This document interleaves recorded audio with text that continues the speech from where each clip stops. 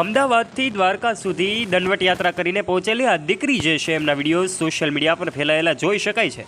ત્યારે હવે એવી વાતો સામે આવી રહી છે કે આ દીકરી જે છે અમદાવાદની 6 વર્ષની એન્જલ કે જેઓ હવે દ્વારકાની યાત્રા પૂર્ણ કરીને હવે આશાપુરા માતાજીના મંદિરે પહોંચી છે।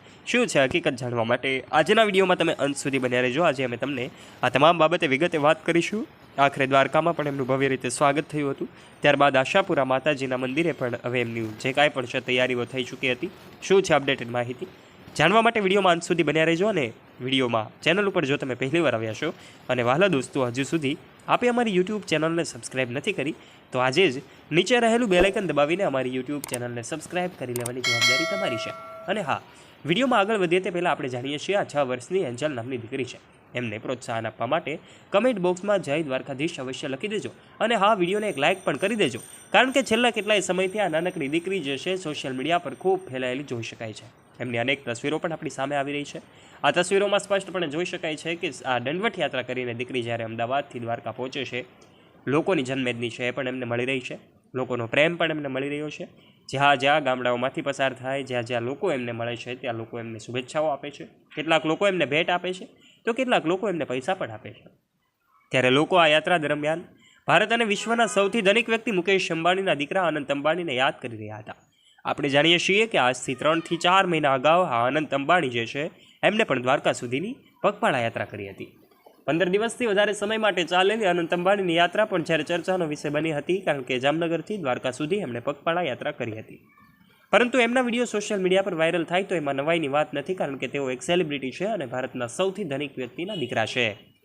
ત્યારે એમના વિડીયોઝ પણ આપણી સામે આવી રહ્યા હતા। એ ઘટનાને પણ લોકોએ યાદ કર્યા, કારણ કે દીકરી જે છે હવે દ્વારકા પહોંચી ગઈ છે। આ દીકરીએ તો દંડવટ યાત્રા કરી છે, જ્યારે અનંત અંબાણીએ તો પગપાળા યાત્રા જ કરી હતી।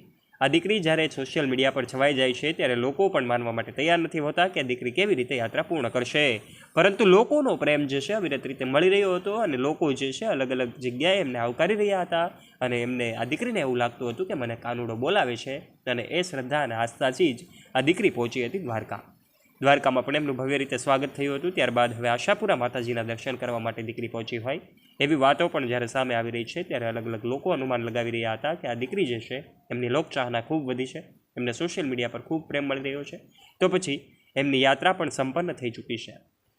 જન્માષ્ટમીના પર્વમાં આ દીકરી પહોંચી હતી અને ત્યારબાદ એમનું ભવ્ય સ્વાગત થયું। ત્યાં એમને દ્વારકાધીશની પૂજા પણ કરી હતી। દ્વારકાધીશની ધજા જે 52 ગજની ધજા ચડાવવાનો લાહો પણ આ દીકરીને મળ્યો હતો અને એમની તસવીરો પણ આપણી સામે આવી હતી। ત્યારે કાનાજી પ્રત્યેનો એમનો આ પ્રેમ અને જે કાંઈ પણ છે અનન્ય ભક્તિ, એના કારણે જ આ દીકરી પહોંચી હોય એવું લોકો અનુમાન લગાવી રહ્યા હતા। લોકોનો પ્રેમ અવિરત રીતે મળતો હતો, પણ હવે આ દીકરી જે છે આશાપુરા માતાજીના મંદિરે દર્શન કરવા માટે પહોંચે છે। એમની તસવીરો પણ આપણી સામે આવે છે। આ તસવીરોમાં જોઈ શકાય છે કે આ દીકરી જે છે હવે મંદિરે માતાજીના દર્શન કરવા માટે પહોંચી છે અને લોકો ત્યાં પણ એમને મળી રહ્યા છે। ત્યાં પણ અલગ અલગ લોકો એમની સાથે સેલ્ફી પડાવવાનો પ્રયત્ન કરી રહ્યા છે, તો કેટલાક લોકો એમને શુભેચ્છાઓ પણ પાઠવી રહ્યા છે।